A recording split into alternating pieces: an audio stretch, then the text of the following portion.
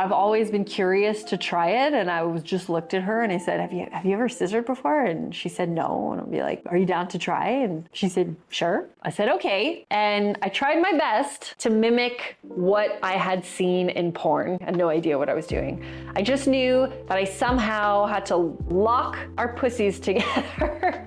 So she was on her back, like I was on my knees, and I climbed in between her legs and like lifted one of my legs on top of like over her leg and sort of tried to just my best like lock our pussies together. You know, you gotta be quite acrobatic and flexible, like depending on your body shape, your height, the position on the bed, like all this stuff is a factor in if the scissoring will be successful or not. And also I guess the shape of your vulvas as well, you know? But I don't know, I think I got pretty lucky for my first time because it sort of worked, and Gab was doing other stuff too. And so when I started rubbing, it's quite rigorous. Like you have to be quite rigorous. And we didn't have any lube. We were both wet, so that worked. But I can imagine that if you're dry, you have no lube, the friction, like it can also be quite painful for some people, I can imagine, especially if you're doing it for a long ass time. Like that's a lot of rubbing. Think about some lube if you need it, I don't know. And just like checking in with the other person to make sure that they're okay. I mean, the rubbing might be good for you, but it might not be good for them.